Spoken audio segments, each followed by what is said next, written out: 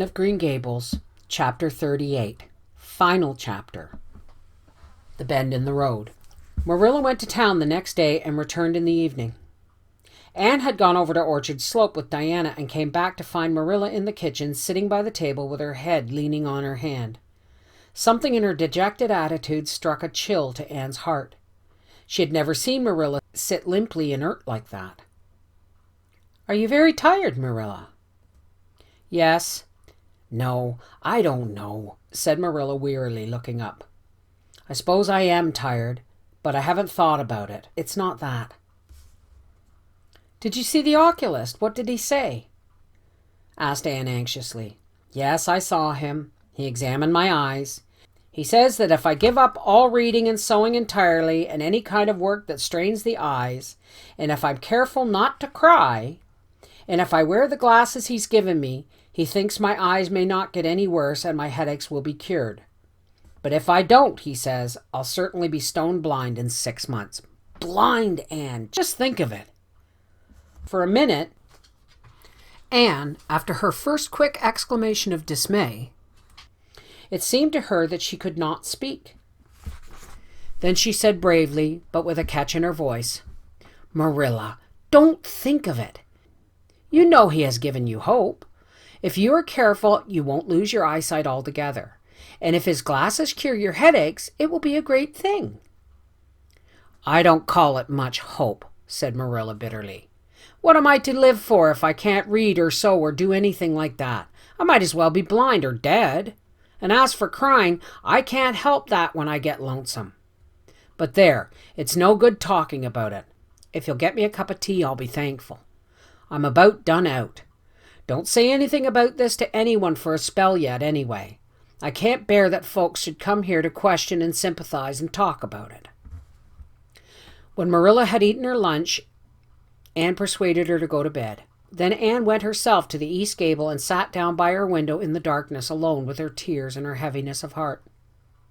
How sadly things had changed since she had sat here the night after coming home. Then she had been full of hope and joy, and the future had looked rosy with promise. Anne felt as if she had lived years since then. But before she went to bed, there was a smile on her lips and peace in her heart. She had looked her duty courageously in the face and found it a friend, as duty ever is when we meet it frankly. One afternoon, a few days later, Marilla came slowly in from the yard where she had been talking to a caller, a man who Anne knew by sight as John Sadler from Carmody. Anne wondered what he could have been saying to bring that look to Marilla's face. "What did Mr. Sadler want, Marilla?" Marilla sat down by the window and looked at Anne. There were tears in her eyes in defiance of the oculist's prohibition, and her voice broke as she said, "He heard I was going to sell Green Gables, and he wants to buy it." "Buy it? Buy Green Gables?" Anne wondered if she'd heard aright. "Oh, Marilla, you don't mean to sell Green Gables?" "Anne, I don't know what else is to be done. I've thought it all over. If my eyes were strong, I could stay here and make out to look after things and manage with a good hired man. But as it is, I can't. I may lose my sight altogether, and anyway, I'll not be fit to run things. Oh, I never thought I'd live to see the day when I'd have to sell my home. But things would only go behind worse and worse all the time till nobody would want to buy it. Every cent of our money went in that bank, and there's some notes Matthew gave last fall to pay. Mrs. Lynde advises me to sell the farm and board somewhere, with her, I suppose. It won't bring much. It's small and the buildings are old, but it'll be enough for me to live on, I reckon. I'm thankful you're provided for with that scholarship, Anne. I'm sorry you won't have a home to come to in your vacations, that's all. But I suppose you'll manage somehow." Marilla broke down and wept bitterly. "You mustn't sell Green Gables," said Anne resolutely. "Oh, Anne, I wish I didn't have to. But you can see for yourself I can't stay here alone. I'd go crazy with trouble and loneliness. And my sight would go, I know it would." "You won't have to stay here alone, Marilla. I'll be with you. I'm not going to Redmond." "Not going to Redmond!" Marilla lifted her worn face from her hands and looked at Anne. "Why, what do you mean?" Just what I say. I'm not going to take the scholarship. I decided so the night after you came home from town. You surely don't think I could leave you alone in your trouble, Marilla, after all you've done for me. I've been thinking and planning. Let me tell you my plans. Mr. Barry wants to rent the farm for next year, so you won't have any bother over that. And I'm going to teach. I've applied for the school here, but I don't expect to get it, for I understand the trustees have promised it to Gilbert Blythe. But I can have the Carmody School. Mr. Blair told me so last night at the store. Of course, that won't be quite as nice or convenient as if I had the Avonlea School, but I can board home and drive myself over to Carmody and back, in the warm weather at least. And even in winter I can come home Fridays. We'll keep a horse for that. Oh, I've planned it all out, Marilla. And I'll read to you and keep you cheered up. You shan't be dull or lonesome. And we'll be real cozy and happy here together, you and I. Marilla had listened like a woman in a dream. Oh, Anne, I could get on real well if you were here, I know. But I can't let you sacrifice yourself for me. It would be terrible. Nonsense, Anne laughed merrily. There is no sacrifice. Nothing could be worse than giving up Green Gables. Nothing could hurt me more. We must keep the dear old place. My mind is quite made up, Marilla. I'm not going to Redmond, and I am going to stay here and teach. Don't you worry about me a bit. But your ambitions, and I'm just as ambitious as ever, only I've changed the object of my ambitions. I'm going to be a good teacher, and I'm going to save your eyesight.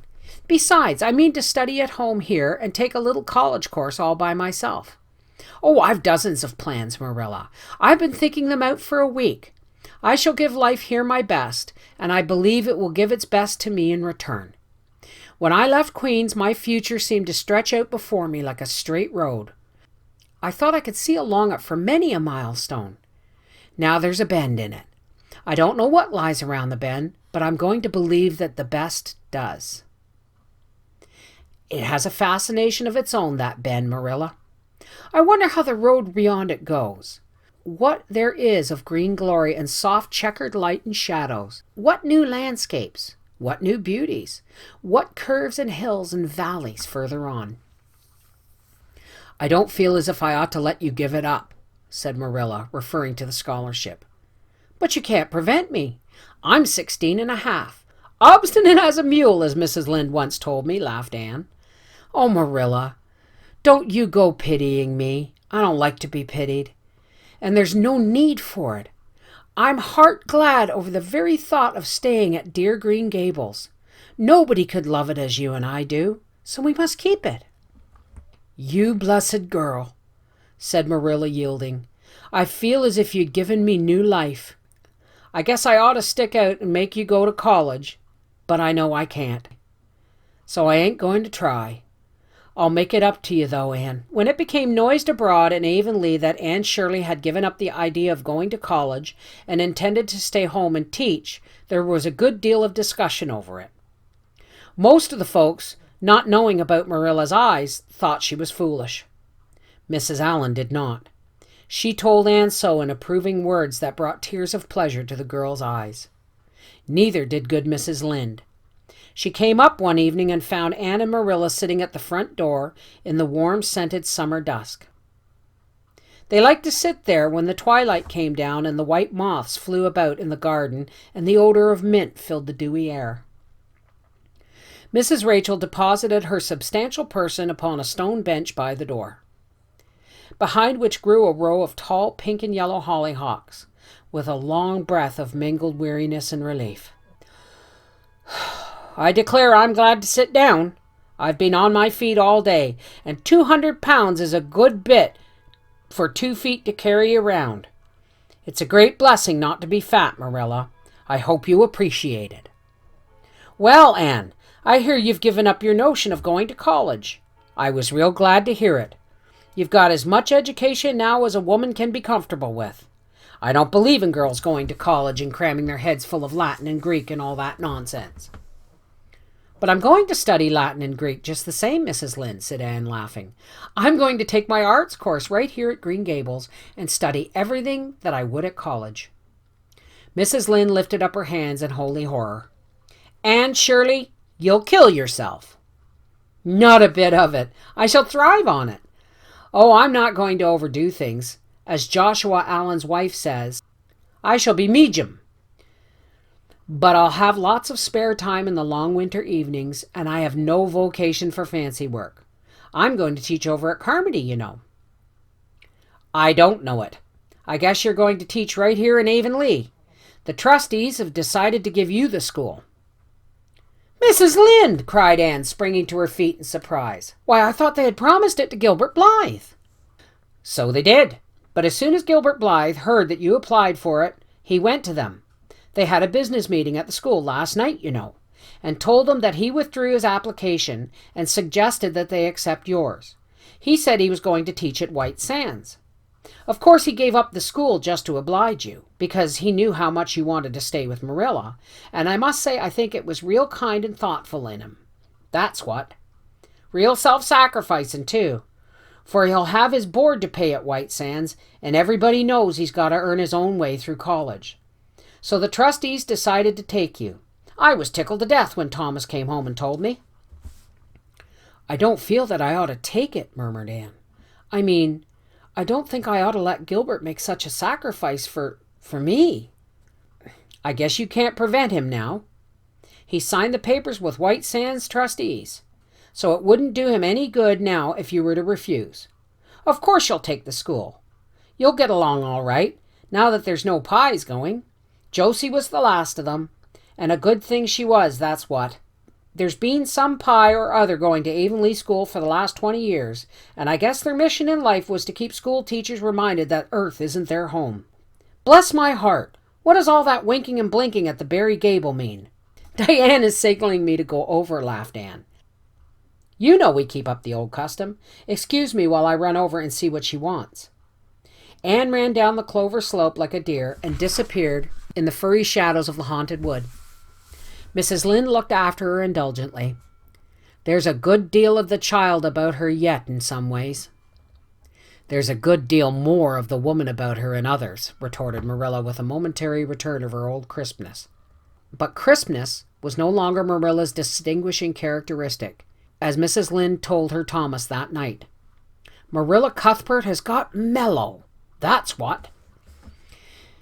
Anne went to the little Avonlea graveyard the next evening to put fresh flowers on Matthew's grave and water the Scotch rosebush. She lingered there until dusk, liking the peace and the calm of the little place, with its poplars whose rustle was like low, friendly speech, and its whispering grasses growing at will among the graves. When she finally left it and walked down the long hill that sloped to the Lake of Shining Waters, it was past sunset, and all Avonlea lay before her in a dreamlike afterlight, a haunt of ancient peace. There was a freshness in the air of a wind that had blown over honey-sweet fields of clover. Home lights twinkled out here and there among the homestead trees. Beyond lay the sea, misty and purple with its haunting, unceasing murmur.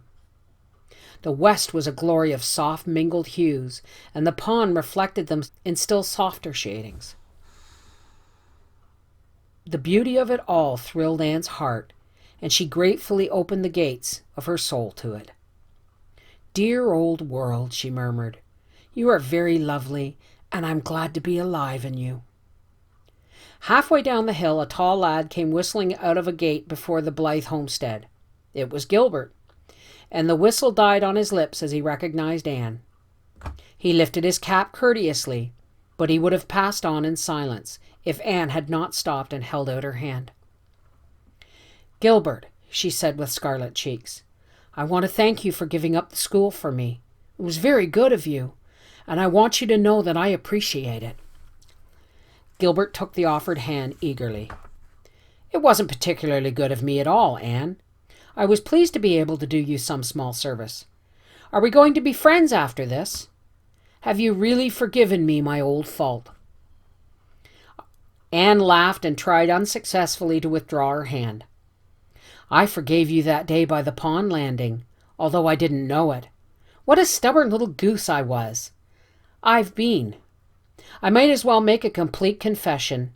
I've been sorry ever since. We're going to be the best of friends, said Gilbert jubilantly. We were born to be good friends, Anne. You've thwarted destiny long enough. I know we can help each other in many ways. You are going to keep up with your studies, aren't you? So am I. Come, I'm going to walk home with you. Marilla looked curiously at Anne when the latter entered the kitchen. Who was that came up the lane with you, Anne?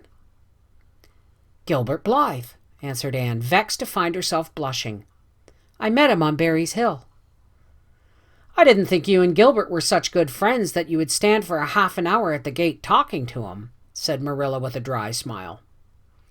We haven't been. We've been good enemies. But we've decided that it will be much more sensible to be good friends in future. Were we really there a half an hour? It seemed like just a few minutes. But you see, we have 5 years of lost conversations to catch up with, Marilla. Anne sat long at her window that night, companioned by a glad content. The wind purred softly in the cherry boughs, and the mint breaths came up to her. The stars twinkled over the pointed firs in the hollow, and Diana's light gleamed through the old gap. Anne's horizons had closed in since the night she had sat there after coming home from Queen's. But if the path set before her feet was to be narrow, she knew that the flowers of quiet happiness would bloom along it. The joys of sincere work and worthy aspirations and congenial friendship were to be hers. Nothing could rob her of her birthright of fancy or her ideal world of dreams.